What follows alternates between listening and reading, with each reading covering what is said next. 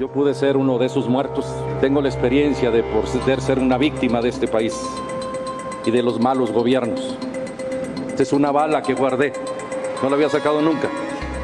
Hoy la traje precisamente porque miles de balas están tiradas en muchas partes del país. Voy a convocar a expertos para elaborar un plan y definir conjuntamente qué vamos a hacer y en ese marco definir cómo se va a llevar a cabo una amnistía. Estoy invitando hasta al Papa Francisco a participar en este foro.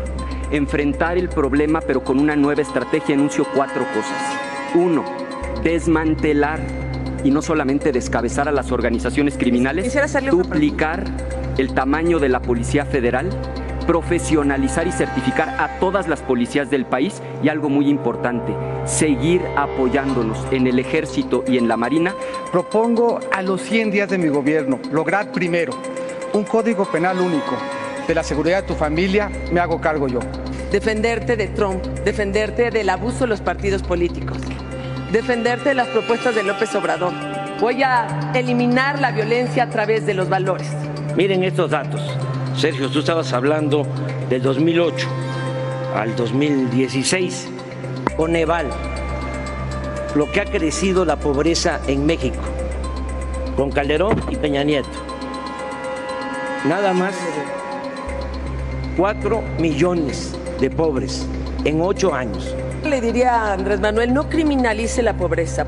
Todas las preparatorias, nuevas preparatorias que abriremos serán militarizadas. Margarita se ha puesto a defender a su marido, con toda razón, lo tiene que hacer, pero ella no gobernó. Entonces, Margarita, ya no lo defiendas. Yo voy a defender todo lo que se haya hecho bien en el país, viniendo de quien venga. Andrés Manuel, y aquí pueden corroborar lo que él va a decir. Amnistía, perdonar a los criminales, sí o no. Responde sin rodeos. No descartar ninguna opción, ninguna alternativa. Y desde luego, pues todos están aquí contra mí, echándome montón. No es montón, Andrés, es que dices cada barbaridad. Y bueno, a los que dicen barbaridades, pues siempre hay que cuestionarlos. Y podrás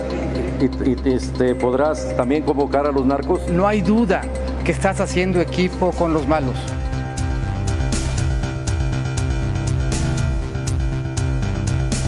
En mi gobierno no habrá ni estafas maestras, ni moches, ni ligas, ni escándalos, ni naves industriales. Primero que gobierne un presidente independiente, un fiscal autónomo pero electo por la sociedad. Tenemos que mocharle la mano al que robe, así, de simple. ¿No habla literalmente o sí, candidato? Sí, claro. ¿Mocharle la mano literalmente? Literalmente. A ver, explíqueme, por favor. El que robe hay que mocharle la mano. Vamos a limpiar de corrupción el gobierno de arriba para abajo, como se barren las escaleras. Pero resulta que muchos de los que aprobaron esto que tú dices que es un saqueo son tus candidatos en Morena. Quiero hacer un señalamiento en términos de transparencia, porque lo suyo no es la transparencia. Tengo 3 principios que me guían: no mentir, no robar, no traicionar al pueblo.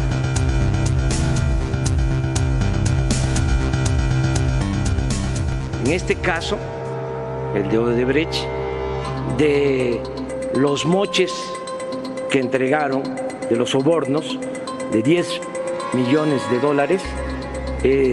la mitad de ese dinero se utilizó en la campaña de Enrique Peña Nieto. Los de Odebrecht también hicieron negocios en el gobierno de Felipe Calderón. Dice Andrés Manuel que le gusta usar la escoba. Más bien parece que lo que le gusta usar es el recogedor. Y a quien ha venido recogiendo son las peores expresiones de corrupción. Yo tuve que ver en que se metieran a la cárcel Duarte, Padres y Borges. Eso no es cierto. Si están en la cárcel esos gobernadores, es porque hubo transición en esos estados, porque les ganamos las elecciones. Les aclaro qué fue lo que pasó en el caso de Borges. Compró y vendió terrenos que eran del gobierno. Tuvo una empresa fantasma, lavó dinero, usó prestanombres y el flujo le llegó de vuelta. Eso es lo que se le imputa. ¿Saben a quién más se le imputa exactamente lo mismo? La verdad, José Antonio, tú claro que podemos reconocer la honestidad, pero tus 3 de 3, tus 7 de 7 o tu 25 de 25 no puedes sostener un partido político que ha promovido tanto la corrupción. Yo le quiero dejar de tarea una 7 de 7 a mí. Primero, Odebrecht. 2, el socavón. 3, la estafa maestra. 4, César Duarte. 5, Javier Duarte. 6, Roberto Borge. Y miren, aquí está con su amigo, el exgobernador César Duarte, por cierto, hoy prófugo de la acción de la justicia. Esta es la 7 de 7. La pregunta es, ¿de qué tamaño fue la rebanada del pastel que te tocó? Tengo que actuar en este sentido en beneficio de todos los mexicanos para quitarles este cáncer de aquí para allá. Andrés Manuel dice que tiene un mantra muy sencillo: no robo, no miento y no traiciono. Y las tres cosas son falsas. Roba con su partido como negocio familiar. Miente en su 3 de 3, declara no tener nada, pero tiene 3 departamentos. Y traiciona a los niños con el Bester Gómez Bordillo y al país con la amnistía. No tengo 3 departamentos a mi nombre.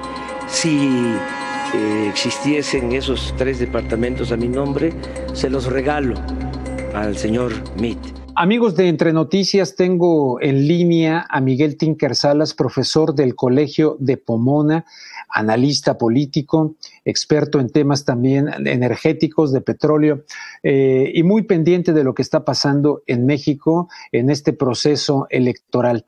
Y obviamente estuvo pendiente del debate de ayer. Miguel, ¿cómo estás? Me da mucho gusto saludarte. Muy bien, gracias por la invitación, un placer estar contigo. ¿Cuál es tu reacción, pues, ya después de varias horas de haber ocurrido este debate? ¿Cuál es tu impresión? ¿Qué destacarías? A mí, de entrada, sí te diría que, francamente, el formato me parece un formato miserable, que es rebasado por la realidad grave que tiene México. Se requiere de otro tipo de formato para debatir. Otro formato completamente, estoy de acuerdo contigo. Y además me pareció que se manejaba de una forma muy oficialista, muy tradicional, en la cual no se permitía que los candidatos en realidad se debatieran uno contra el otro y para poner sus ideas. El tiempo tan corto no permitía profundizar sobre los grandes temas pendientes, sobre la corrupción, la seguridad pública y la democracia y constitución, que eran los temas del día, ¿verdad? Entonces creo que en ese sentido el formato no permitió poder amplificar, profundizar sobre los temas, y lo que oímos fue los spots, ¿verdad? Oímos lo que ya los candidatos están pronunciándose en los medios televisivos y en la radio, donde prometen todo, en particularmente Anaya, que promete, por ejemplo, en Baja California, que va a poner la gasolina al mismo nivel que el de Estados Unidos, y sin darse cuenta que está más barata en México y más cara en Estados Unidos, ¿verdad? O el señor Meade, que propone que va a combatir la corrupción cuando viene del partido en que en realidad ha sido el ejemplo de la corrupción en los últimos 6 años en México. Entonces creo que sí, y además ni hablar del señor El Bronco, ¿no? Que el mochamanos, que ya propone la implementación de la ley Sharia en México, ¿verdad? ¿Cuántos políticos habrán ahora caminando sin brazos en México a raíz de la propuesta del señor El Bronco? Entonces, en ese sentido, creo que no se profundizó, no se llegó realmente a tratar los temas como se deberían tratar en un debate presidencial. Yo subí a Entre Noticias una publicación sobre este tema, comparando un poquito lo que en un país como Arabia Saudita ocurre con la ley islámica llevada al extremo, y precisamente donde se cortan las manos, en fin, todo este tipo de cosas. Creo que fue uno de los episodios más lamentables y bochornosos del debate de ayer, cuando el Bronco, que además llegó de manera para nada transparente, con falsificación de firmas, y a fin de cuentas lo pusieron ahí por algún propósito, ¿no? Yo creo que para echarle montón a López Obrador, para pulverizar cada vez más este tipo de presentaciones, sabiendo que el señor no tiene ninguna posibilidad de llegar a ser presidente de México.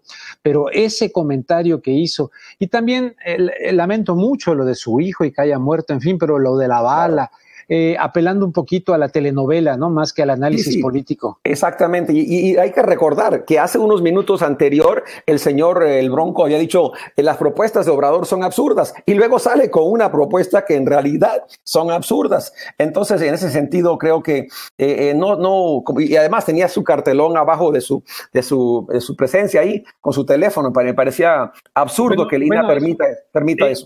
Perdón que te interrumpa, pero ciertamente, o sea, ¿cómo es posible que era el único que tenía ese cartelón, como le dices tú, sobre WhatsApp? y los otros no. Está rarísimo eso. Pero más raro la propuesta, que si el presidente nada más contesta su WhatsApp, se resuelven los problemas en México, ¿verdad? Como si fuera tan fácil, como si la corrupción no está penetrada en la cultura y sociedad, en la política, como si el narcotráfico no ya tenga influencia a todos los niveles de las instancias mexicanas, como que si la clase política respondiera porque tú le mandas un WhatsApp, ¿verdad? ¿Tú crees que este debate haya modificado las posturas o haya cambiado la opinión de los indecisos, por ejemplo? Yo creo que no, yo creo que sí, de una forma López Obrador se vio poco reticente en tratar de entrarle más en pleno a los temas. Sabemos muy bien que su talón de Aquiles es que de cierta forma no se expresa tan fácilmente sobre temas contundentes a veces, pero creo que no, creo que en realidad entramos aquí a esta campaña con él siendo el puntero, sabiendo que el señor Anaya era el segundo lugar, salimos de este debate confirmando esa propuesta y que la campaña en realidad va a ser entre la propuesta de la Anaya y las propuestas de cambio de López Obrador, ¿verdad? Esas entrando eran las mismas. López Obrador no creo que pierda mucho espacio, aun cuando creo que sí tiene que involucrarse más en los debates, refinando más el argumento. Pero no creo. Creo que lo que temo ahora que suceda es lo que se ha dicho anteriormente. Eso es que los otros candidatos, ya que se acerque la fecha, se van a retirar de la campaña, le van a dar su apoyo a Anaya y vamos a ver lo que siempre hemos visto en México, ¿verdad? Vamos a ver el uso del miedo, infundir el miedo, que si votas por Obrador pierdes el empleo, lo que yo he visto anteriormente en 2 elecciones. Va a haber la compra de voto, como lo hemos visto también con el PRI y el PAN, y además habrá el fraude normal, que es parte de la política histórica en el contexto mexicano. Pero creo que a largo plazo para los mexicanos esa realidad confirma lo que viene diciendo López Obrador, que el verdadero peligro que enfrenta México no es la elección de Obrador, sino la continuidad. Ese es el verdadero peligro para México, porque si continúa 6 años más de lo que hemos visto ahorita, la falta de legitimidad podría causar una crisis de gobernabilidad en México y podría profundizarse mucho. Miguel, para los oyentes de Entre Noticias que tal vez no te conozcan, quiero decirles que Miguel Tinker Salas, profesor del Colegio de Pomona, es venezolano, casado con mexicana. Ya están circulando, según me enviaron por Twitter, ya están circulando autobuses en la Ciudad de México donde aparece Andrés Manuel López Obrador con la bandera como presidencial, al lado del expresidente venezolano Hugo Chávez, y diciendo próximamente, ponen a quien ponen también al brasileño, a Lula, en fin. ¿Qué opinas de eso? Circulando autobuses con ese tipo de mensaje, no sé si el señor JJ Rendón, paisano tuyo venezolano, esté detrás de esto o cómo va la cosa. Yo creo que a mí no me sorprende. Yo estuve en México y ya estaban las pancartas del señor Rendón en varias partes de México y es la misma hazaña que hemos visto anteriormente de tratar de comparar a López Obrador con Chávez o si no con Evo Morales o si no con otras figuras, ¿verdad? Esto es parte de la campaña de miedo a la cual hacía referencia hace unos minutos. Es parte de crear esta idea de que lo que ocurre en un país se puede exportar a otro, pero no, hay que ser más concretos porque lo que está planteando los otros candidatos, Mid y el señor Anaya, es la continuidad. Y hay que recordar que eso es lo que más teme la población mexicana y en este sentido tratar de ligarlo con Chávez o con Maduro o con Morales o quien sea, en realidad se ha hecho anteriormente y no creo que tenga el impacto en esta ocasión. Oye, Miguel, y por otro lado, ya casi para terminar, Margarita Zavala, la ex primera dama y supuesta candidata independiente, que desde mi punto de vista de independiente, pues tiene lo que yo tengo de ruso. No sé, a mí me llamó mucho la atención su sonrisita sarcástica, me enfadó muchísimo, francamente, sobre todo cuando hablaba López Obrador. Y también me gustaría preguntarte qué opinas de la selección de los llamados moderadores de este debate, de los que siguen. Bueno, yo le decía a mi esposa anoche, oiga, esa reportera que está ahí fue la que nos echó el cuento durante el terremoto de la llamada Frida, de la niña Frida, que estaba en el edificio y pasó casi toda la noche entera ahí diciéndonos, la niña Frida, pareció... No, te refieres a una reportera que no estaba aquí. Sí, pero sí estaba. Denise Merker era la presentadora desde el estudio que presentaba a la reportera justamente. Pero ella fue novela que, igual que otros en el canal muy bien conocemos, Televisa, con la farsa anteriormente me hace recordar la elección de Cuauhtémoc Cárdenas, cuando le sacan hermanos no existentes a Cuauhtémoc Cárdenas, ¿verdad? Esta es la clase de reportaje que hemos tenido en México. En ese sentido, creo que no me gustó el formato, no me gustó tener 3 moderadores. Creo que lo que se busca aquí no es promover los moderadores, sino más bien promover un debate abierto, honesto y que realmente maneje los temas fundamentales en México. Bien, por último, Miguel, el próximo debate en mayo será en Tijuana, muy cerca de donde estamos tú y yo aquí en Los Ángeles, y tendrá como tema central el problema de la migración. ¿Se esperará algo distinto para este segundo debate en mayo? Yo espero que se vean con condiciones más dinámicas, donde se pueda realmente discutir, porque recordemos que hoy mismo el señor Trump ligó el Tratado de Libre Comercio al tema de la migración en México, que si México no frena la inmigración centroamericana y la migración mexicana, que el Tratado de Libre Comercio no avanza. O sea, es una amenaza concreta a la soberanía mexicana, y hablar aquí simplemente de a ver qué pasa, me parece absurdo, y aquí hay que resaltar la importancia de la defensa de los connacionales inmigrantes en el contexto de lo que ocurre en la frontera y en el contexto de lo que ocurre en el país, sabiendo muy bien que las remesas que envían son una de las principales fuentes de riqueza en el país. Bien, te dije que por último, pero yo creo que ahora sí agrego una más. Citibank y otras, Bloomberg, están ya diciendo que la economía, tanto en lo macroeconómico como en lo microeconómico, podría tambalearse ante un posible triunfo de López Obrador, como que ya se está manufacturando una situación de la cual tú debes ser muy experto con el tema venezolano, ¿no? Desestabilizar a un gobierno que no es bien recibido por los poderes fácticos. Sí, incluso eso es parte de la campaña de miedo que hemos hablado anteriormente. Eso es parte de una campaña que es internacional, porque lo que está en juego en México para Estados Unidos y para la región es el modelo que se ha impulsado, el modelo neoliberal que se ha impulsado hacia otros países. Pero solamente hay que recordar las crisis anteriores, bajo Salinas, en la cual no había ningún López Obrador, la crisis bajo Zedillo, el llamado tequilazo, las crisis anteriores en la cual los partidos del poder que estaban debatiendo el mismo domingo fueron los que impulsaron esta crisis por el mal manejo de la economía.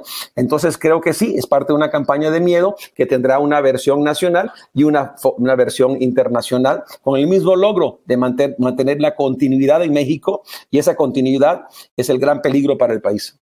Para ti existe el PRIAN, tenemos esta docena entre el señor Fox y el señor Calderón, y supuestamente pues los mexicanos teníamos muchas esperanzas de cambio, de una verdadera transición hacia la democracia cuando llegó Fox, y ahora se habla más insistentemente de un PRIAN y un México pues con serios problemas de seguridad, etcétera, como lo estuvieron planteando el día de ayer. Todo el mundo como que no, todo el mundo tirando piedra, pero nadie dice esta boca es mía, porque ahí estaban muchos protagonistas o protagonistas cercanos de quienes condujeron a México hacia esta situación que vivimos ahora. Eso llama la atención. De los comentaristas que estaban hablando anoche, muchos habían sido parte de gobiernos anteriores y ahora se presentan como árbitros neutrales en un debate cuando en realidad tienen partida en todo este proceso. Sí me llamó la atención eso, y también me llama la atención de que sí existe una alianza de intereses entre el PRI y el PAN y otras instancias también. Ya hemos visto que de un lado Fox estaba apoyando a Meade, y seguro que tarde o temprano va a apoyar también a Naya en este contexto. Creo que sí existe y es parte de esta realidad lamentable que existe en México, donde se salvan los intereses y se sacrifica el país. Algo que mis preguntas, Miguel, no hayan generado que quieras comentarle a la audiencia de Entre Noticias. Yo creo que esta elección es muy, muy importante. Sigo insistiendo que el peligro para México no es la elección de López Obrador, que el peligro para México es la continuidad de un modelo social y económico que ha llevado a México al borde de la crisis. Muy bien, Miguel, muchísimas gracias por este comentario para Entre Noticias. Gracias a usted.